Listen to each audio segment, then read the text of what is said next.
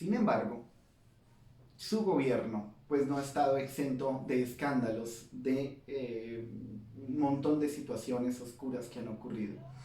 Es difícil que un único gobernante se mantenga tantos años en el poder sin que haya tenido que obrar la fuerza o haya tenido que hacer cosas que en últimas van en contra de lo que hoy conocemos como derechos humanos.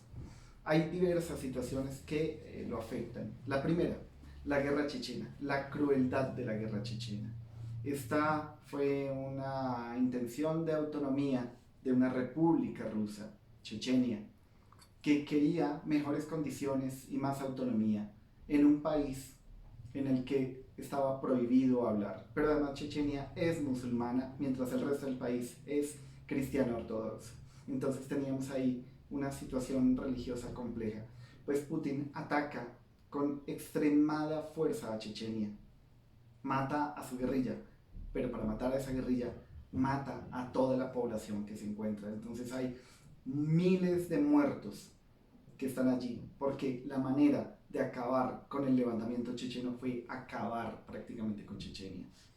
El otro caso es el del submarino Kursk, un submarino nuclear ruso que se hunde en aguas internacionales. Sus tripulantes, alrededor de 100, están vivos, pero están en el fondo del mar. Y entonces empiezan a pedir ayuda. Rusia no tiene cómo sacarlos. Muchos países le dicen a Rusia, yo tengo cómo ayudarlo. Estados Unidos le presta ayuda, Dinamarca le presta ayuda, Noruega le presta ayuda. Pero lo que hace Putin es decirles, si ustedes atraviesan este punto acercándose al submarino, yo los destruyo. Porque este submarino es Rusia. Y si lo que Rusia no puede hacer sola, no va a pedir que otro lo haga por ella. Los 100 tripulantes duraron vivos algunas semanas y finalmente murieron de hambre, de sed, asfixiados, abandonados en lo más profundo del océano por un gobierno que no permitió la ayuda de otros. Esto, claro, ha sido una de las cargas que ha tenido Putin. Pero ¿qué era lo que quería hacer? ¿Por qué tomó esa decisión que nos suena aterradora? Porque estaba dándole una lección al mundo. No podía que el resto de los países lo vieran como un país débil, y mucho menos que su pueblo, su ejército, lo viera como un hombre débil. No importa si tengo que sacrificar a 100 de mis hombres para mantener la moral alta del resto de la población. Claro, las familias pues van a llorar y van a sufrir, pero son sacrificios que se tenían que hacer en términos políticos. La relación de Putin con los medios de comunicación no es la mejor. No solamente porque hay muchas cosas que se mantienen ocultas, sino porque Putin esencialmente controla los medios de comunicación. Los medios eran propiedad de muchas de estas mafias que se habían dado en Rusia desde la caída de la Unión Soviética. Putin los va a atacar y va a apropiarse de estos medios de comunicación desde una única mirada, que es la estatal.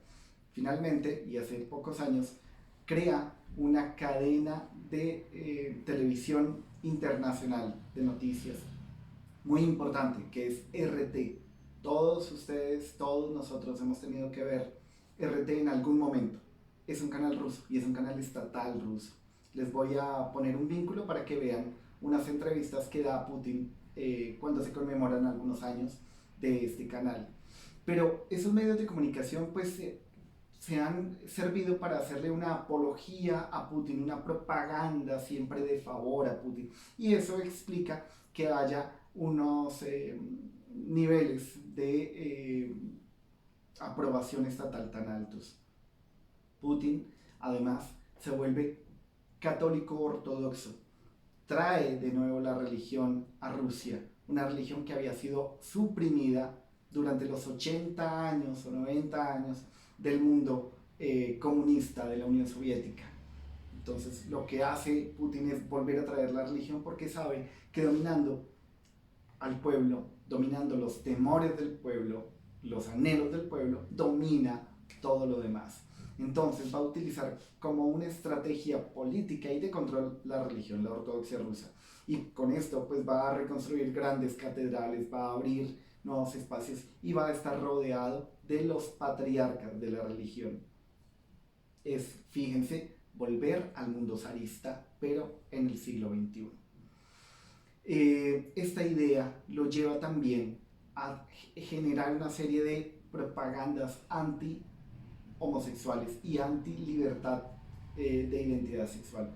No es posible ser homosexual en Rusia, no es posible ser lesbiana, no es posible tener un discurso LGBTI, no es posible hacerlo. O eres un hombre heterosexual o eres una mujer heterosexual, pero no hay otra alternativa. Entonces fíjense ustedes que es volver a otra época, ¿sí?, en donde el respeto a las libertades individuales no existe. Lo llevan, por supuesto, a múltiples violaciones a las leyes internacionales sobre libertad de prensa. No solamente no se puede decir nada en contra de Putin, no se puede ser libre en términos de la identidad sexual o de género, sino que además va a perseguir a aquellos periodistas que lo intentan. Uno de los casos más famosos es el de Anna Politkovskaya. Anna Politkovskaya era una periodista que no le importó que Putin tuviera tanto poder y empezó a averiguar qué era lo que hacía Putin y por qué se mantenía en el poder y cómo había escalado tan rápidamente en el gobierno y cómo había tomado decisiones y por qué era hoy este jefe de gobierno tan importante. Pues de repente cuando Anna Politkovskaya tenía todas las fuentes, tenía toda la información para mostrarlo públicamente, para de alguna manera quitarle la máscara a este personaje, es asesinada en el ascensor de su edificio y luego su edificio completo es quemado. Por supuesto, es un asesinato que queda sin resolver. Nadie es culpable. Se dijo que habían intentado robarla y que luego se había dado un cortocircuito. Es decir, por supuesto que la mataron y por supuesto que desaparecieron toda la evidencia a costa de las vidas de las personas que estaban allí. Pero eso no importó. El caso Livitnenko es un caso de un ex espía ruso que por supuesto tenía todos los secretos de Putin y es asesinado con un arma letal en Inglaterra. El arma es un arma química con la que matan a Livitnenko. Inglaterra toma represalias, hace que la Unión Europea tome represalias contra Rusia y Rusia lo que hace es cerrar las llaves del gas y decirles, si siguen poniéndome problema, los dejo congelar en invierno. Entonces, en últimas, Europa completa dice, ok, no hay problema, por favor síganos vendiendo gas y el caso Livitnenko queda oculto. Y el último es un caso que seguramente ustedes han escuchado, el caso Skripal. Sergei Skripal, también ex espía ruso, también en el Reino Unido, está con su hija almorzando en un restaurante y de repente los atacan con un arma química. Sergei Skripal muere casi de inmediato y su hija dura 6 meses en la clínica. Cuando los ingleses averiguan, empiezan a hacer toda la indagación de qué fue lo que pasó con Skripal, pues también se descubre que fueron atacados con un arma química exclusivamente producida por Rusia. Blanco es, gallina lo pone. Por supuesto, los rusos lo mataron. ¿Quién es el jefe del gobierno ruso y quién era el interesado en que Skripal desapareciera? Pues ya ustedes mismos lo podrán inferir. Entonces, estamos hablando de un personaje sumamente complejo. Un sujeto que, por supuesto, sacó a Rusia del hambre, la puso otra vez en el primer nivel mundial. Hoy Rusia es el país más poderoso del mundo. Ya no es Estados Unidos, no lo es China, es Rusia.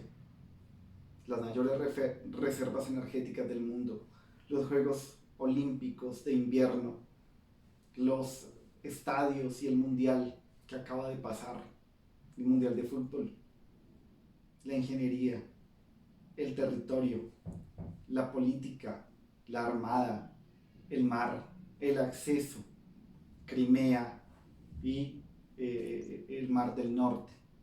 ¿Mm? Tiene todo. Y con ello domina como si fuera una palanca a Europa.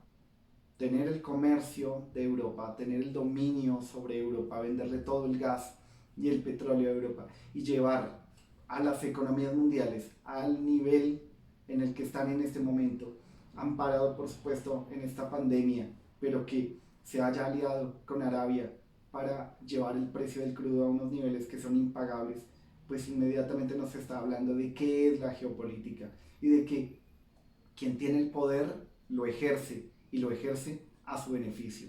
Recuerden las palabras de Chomsky: todo para nosotros, nada para los demás.